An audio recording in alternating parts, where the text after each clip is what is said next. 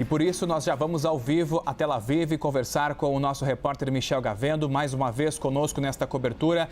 Michel, qual é o clima deste momento? Tivemos agora há pouco a divulgação dos nomes dos 33 reféns que devem ser libertados durante este acordo. Acredito que bastante alegria entre a população de Israel neste cenário do conflito. Olá, Estevão. Olá a todos. Sim, alegria e apreensão aqui do lado de Israel. Alegria pela divulgação, pelos nomes, as famílias dos reféns que estão há 470 dias como reféns do Hamas na faixa de Gaza, mas também apreensão, primeiro pelo cessar-fogo, claro, que não há certeza de que ele será mantido nas próximas semanas, e também pelo estado de saúde desses reféns. Israel sempre apresentou uma posição de reclamação à ONU, às instituições internacionais, de que não houve acesso médico aos reféns que estavam com o Hamas em qualquer uma dessas fases, em qualquer um dos acordos ou das negociações que foram feitas desde o início da guerra, no dia 7 de outubro. É claro que as famílias têm bastante esperança de que estejam bem, e algumas afirmam que os seus parentes, filhos, maridos, pais também, irmãos que estão com Hamas, precisam ou sempre precisariam de acesso médico, de remédios, que não há certeza de que eles receberam o tratamento adequado. De qualquer maneira, há uma sensação, sim, de alívio do lado de Israel, pelo menos por uma trégua nessa guerra de 1 ano e 4 meses.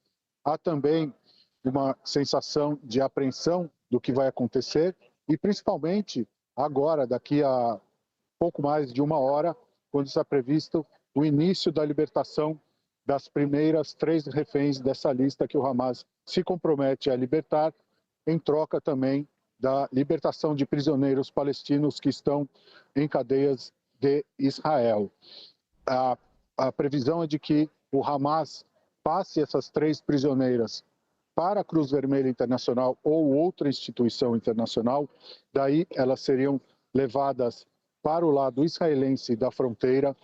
Israel preparou pelo menos 2 pontos de recepção dessas 3 mulheres, dessas 3 jovens, e lá elas serão avaliadas, terão as primeiras avaliações médicas e psicológicas, serão recebidas por profissionais e por militares, médicos, assistentes sociais e psicólogos.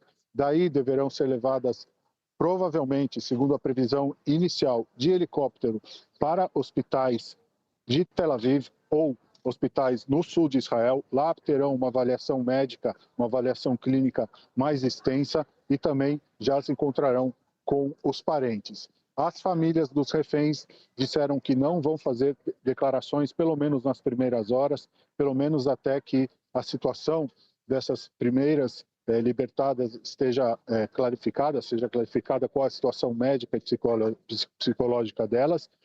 De qualquer maneira, dentro de Israel, a expectativa é de que essa primeira fase, se acontecer sem qualquer tipo de problema, abra o caminho para o final da guerra, pelo menos nesse estágio. Não há uma sensação em Israel, tanto do governo quanto de analistas e também da imprensa local, de que a guerra geral, tanto com a faixa de Gaza ou num espectro maior com o Hezbollah no Líbano ou com o Irã, não há uma sensação de que a guerra, ou não há uma avaliação de que essa guerra terminou, mas sim de que há um alívio, um cessar-fogo, porque tanto o lado palestino, onde há mais de 40 mil mortos, e o lado de Israel, com a situação dos reféns e com uma crise política e econômica dentro do país, por causa da guerra, que já custou mais de 30 bilhões de dólares, segundo as avaliações, em equipamentos militares, em recursos também para a reconstrução dentro de Israel, essa sensação de que essa trégua pode abrir caminho, sim, para pelo menos um cessar-fogo um pouco mais extenso também no Líbano e com o Irã.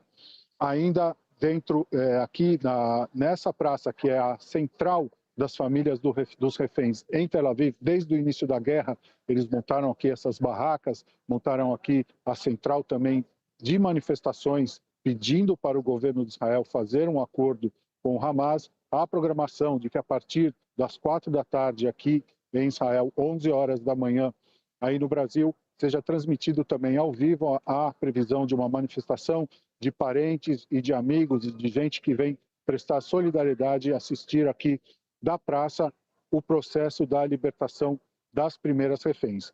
Com tudo isso também há uma previsão de atraso, há uma avaliação de que haverá atraso, de que essa libertação pode não acontecer no horário previsto, porque, segundo Israel, o Hamas ainda tem questões técnicas de acesso aos reféns e da transferência deles para as instituições internacionais. Eu lembro também que a primeira fase do cessar-fogo, hoje de manhã, também houve atraso, acusações de Israel dizendo que o Hamas não passou a lista das reféns que seriam libertadas hoje, e o Hamas dizendo que Israel não parou, não suspendeu toda a atividade militar para dar início ao cessar-fogo e que, por isso, houve esse atraso. Esse é o clima aqui de bastante esperança, alegria por parte das reféns que estão previstas para a libertação, as suas famílias, amigos e parentes e da sociedade em geral, mas também bastante apreensão do que pode acontecer se qualquer coisa der errada nesse processo. Estevam. Michel, enquanto você falava, nós estamos exibindo imagens ao vivo de Tel Aviv, desta praça concentrada com pessoas. Ao fundo tem um telão, uma movimentação, pessoas se abraçando. Eu gostaria de perguntar para você se esse é um movimento comum ou existe uma maior aglomeração de pessoas por conta desse cessar-fogo e desta possível comemoração do cessar-fogo que iniciou logo mais cedo. Sim, a praça ela tem os momentos de altos e baixos em termos de aglomerações, né? Quando há as manifestações contra o governo, é daqui que milhares de pessoas saem para fazer as manifestações em frente ao Ministério da Defesa, que fica aqui perto também, ou para fechar as avenidas aqui ao redor de Tel Aviv.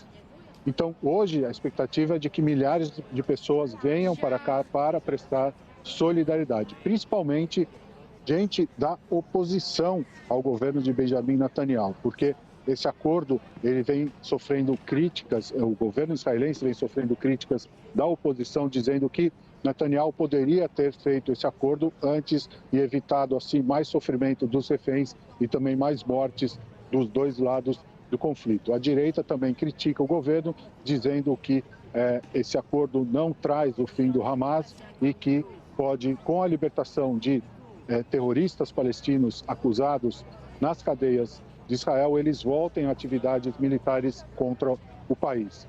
Há uma movimentação maior, agora, quase 3 da tarde, é o final do dia útil, o primeiro dia útil da semana, hoje, domingo em Israel, é um dia útil, então, conforme o entardecer, deve haver ainda mais movimentação aqui. Durante todo o dia, essas barracas continuam, são barracas das comunidades que foram atingidas, atacadas pelo Hamas no dia 7 de outubro. Cada kibbutz, cada cidade montou uma barraca de protesto pedindo acordos pela libertação dos reféns. Então, é um dia quase festivo, mas, de qualquer maneira, as famílias dos reféns não estão aqui, pediram privacidade, pediram para a imprensa e pediram até para as pessoas que vêm prestar solidariedade para respeitar agora a intimidade e a privacidade, principalmente das famílias que estão nas listas das pessoas previstas para a libertação por parte do Hamas. Então, nas próximas horas, a gente deve ter aqui mais gente, mais movimentação e também mais protestos. Estevam.